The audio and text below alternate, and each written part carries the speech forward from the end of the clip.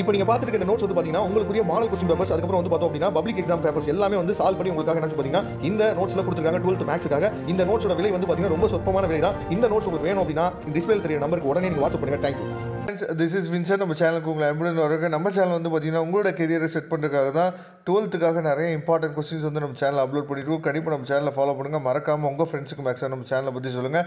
அது மட்டும் இல்லாமல் நம்ம சேனலோட வாட்ஸ்அப் குரூப்பில் கண்டிப்பாக ஜாயின் பண்ணுங்கள். வாட்ஸ்அப் குரூப்போட லிங்க் டிஸ்கிரிப்ஷன் பாக்ஸில் இருக்குது.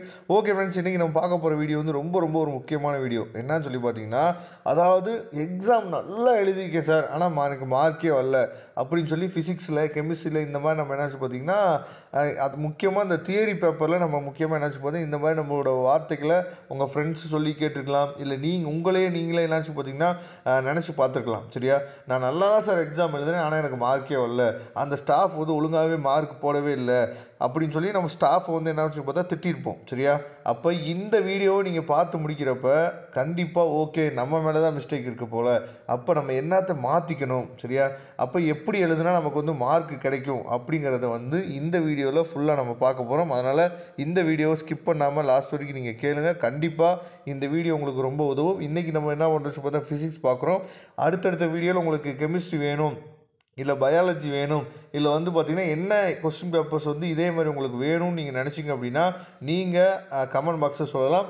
ஓகே, அதாவது இப்போ வந்து நம்ம ஆன்சர் கீ நம்ம என்ன பார்த்துட்ருக்கோம், அதாவது லாஸ்ட்டு பப்ளிக் எக்ஸாம் நடந்துச்சுல March 2024, அதோட ஃபிசிக்ஸோட ஆன்சர் கீ நம்ம பார்த்துட்ருக்கோம். எதுக்காக இதை பார்க்குறோம் அப்படின்னா, இந்த வீடியோ நீங்கள் பார்த்து முடிக்கிறப்போ உங்களுக்குள்ள ஒரு தெளிவான என்னாச்சு பார்த்தீங்கன்னா ஒரு விஷயம் வந்து உங்களுக்கு கிடைச்சிடும். சரியா, அதை பார்த்துங்க. நமக்கு கொஸ்டின் வந்து உங்களுக்கு நல்லாவே தெரியும், பப்ளிக் கொஸ்டின் பேப்பர் வந்து டைப் ஏ டைப் பின்னு சொல்லி 2 டைப் இருக்கும். அதோட ஆன்சர்ஸ் வந்து கொடுத்துருக்காங்க. நான் ஏற்கனவே நிறைய வீடியோவில் சொல்லிட்டேன், கொஸ்டின் நம்பர், ஆப்ஷன், அதுக்கப்புறம் வந்து பார்த்திங்கன்னா ஆன்சர், இது 3ம் கரெக்டாக இருந்தால் மட்டும்தான் 1 மார்க்குக்கு 1 மார்க் வந்து கொடுப்பாங்க.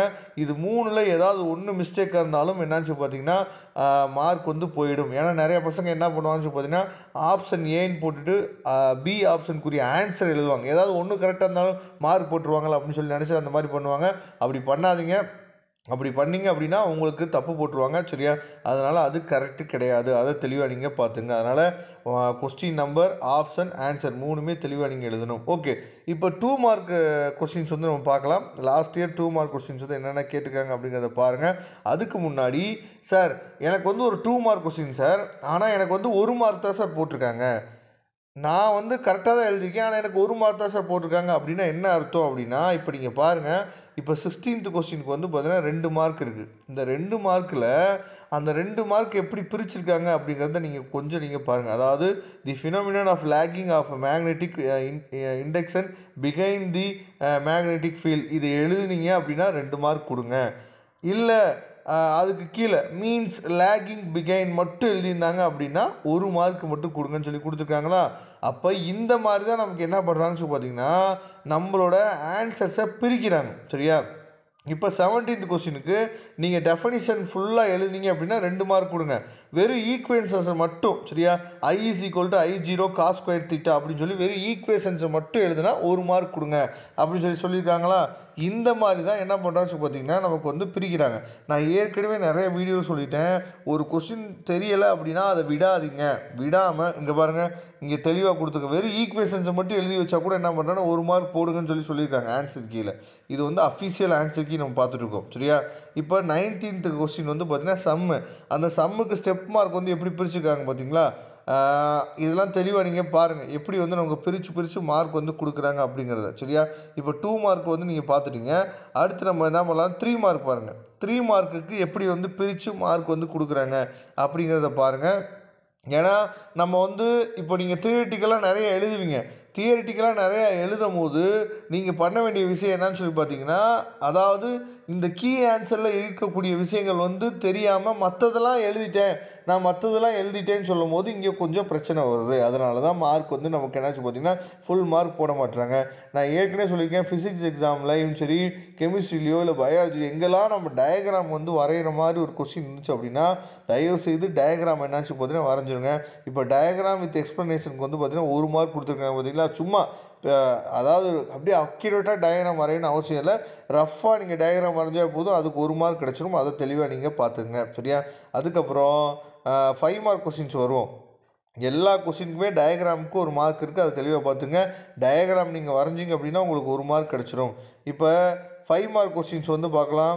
நான் அதே மாதிரி இப்போ இந்த இடத்துல பாருங்கள், டிஃப்ரென்ஷியேட் பிட்வீன்கிற கொஸ்டின் வந்துச்சுன்னா கண்டிப்பாக எழுதுங்கன்னு சொல்லி நம்ம எல்லா வீடியோவும் சொல்லியிருப்போம். ஏன்னா ஒவ்வொரு பாயிண்ட்டுக்கும் ஒரு மார்க், அதான் அவ்வளோ முடிஞ்சிச்சு. மற்ற கொஸ்டின் கூட என்ன பண்ணாங்க, பிரித்து நம்ம கொடுத்துருந்தாங்கல்ல. இப்போ இந்த கொஸ்டினை பாருங்களேன், ஒரு பாயிண்ட்டுக்கு ஒரு மார்க், அவ்வளோதான் முடிஞ்சிச்சு. சரியா?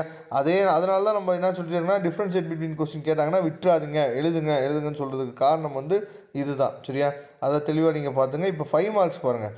5 மார்க்ஸில் நீங்கள் எங்கெல்லாம் டயக்ராம் வருதோ அங்கெல்லாம் விட்டுறாதீங்க. அதே மாதிரி எந்த இடத்துலலாம் ஈக்குவேஷன்ஸ் வருதோ அதெல்லாம் ஒரு பாக்ஸ் போட்டு காட்டிடுங்க. எல்லாத்துக்குமே ஒரு மார்க்கு இல்லை ஹாஃப் மார்க்கு இந்த மாதிரி என்ன பண்ணுறாங்கன்னு சொல்லி பார்த்தீங்கன்னா பிரித்து கொடுக்குறாங்க. சரியா?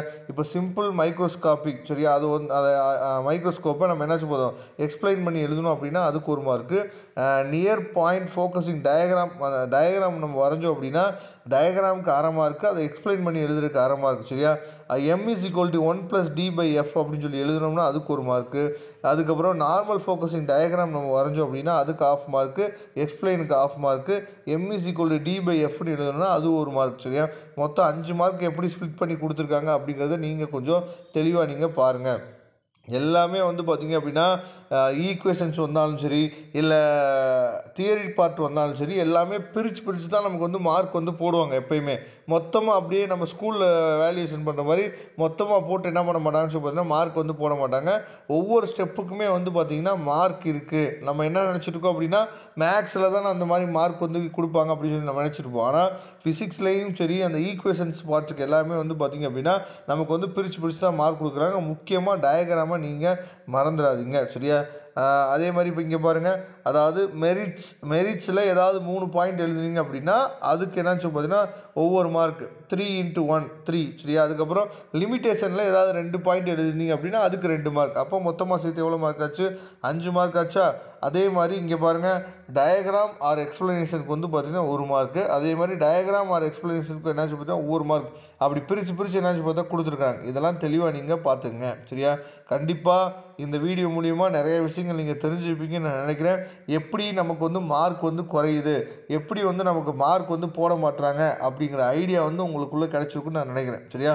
கண்டிப்பாக இதே மாதிரி அடுத்தடுத்த வீடியோவில் நான் என்ன பண்ணேன்னா எல்லா பேப்பரும், அதாவது ஃபிசிக்ஸோ இல்லை வந்து பார்த்திங்கன்னா பயாலஜியோ இல்லை வந்து மேக்ஸ் பேப்பர் கூட நம்ம என்னாச்சு பார்த்திங்கன்னா இதே மாதிரி உங்களுக்கு ஆன்சர் கீ வந்து நீங்கள் கேட்டிங்க அப்படின்னா நம்ம அஃபிஷியல் ஆன்சர் கீயை உங்களுக்காக அப்லோட் பண்ணுறதுக்கு நாம் ரெடியாக இருக்கிறோம். சரியா? அதனால் கண்டிப்பாக நம்ம சேனலில் நீங்கள் ரெகுலராக ஃபாலோ பண்ணிகிட்டே வாங்க. காலையில் நம்ம என்ன பண்ணுறோம் பார்த்தா இம்பார்ட்டன்ட் கொஸ்டின்ஸ் வந்து நம்ம உங்களுக்காக கொடுக்குறோம். ஆஃப்டர்நூன் இல்லை ஈவினிங் டைமில் நம்ம என்னாச்சு பார்த்தா உங்களுக்காக கெரியர் கைடன்ஸ் வீடியோஸ் போடுறோம். ரெண்டையுமே சேம் டைம்ஸ் நீங்கள் ஃபாலோ பண்ணிகிட்டே வாங்க. ரெண்டுமே நம்ம லைஃபுக்கு ரொம்ப முக்கியமானது. அதனால் நம்ம சேனலுக்குள்ளே வந்துட்டிங்க அப்படின்னா நம்ம சேனல் கண்டிப்பாக உங்களே லைஃப்பில் ஒரு நல்ல பொசிஷனுக்கு என்னாச்சு பார்த்தா கண்டிப்பாக கூட்டிகிட்டு போவோம். சரியா? ரெகுலராக நீங்கள் ஃபாலோ பண்ணுங்கள். மறக்காமல் நம்ம சேனலோட வாட்ஸ்அப் குரூப்பில் ஜாயின் பண்ணிடுங்க. தேங்க்யூ. நம்ம நெக்ஸ்ட் வீடியோவில் பார்க்கலாம்.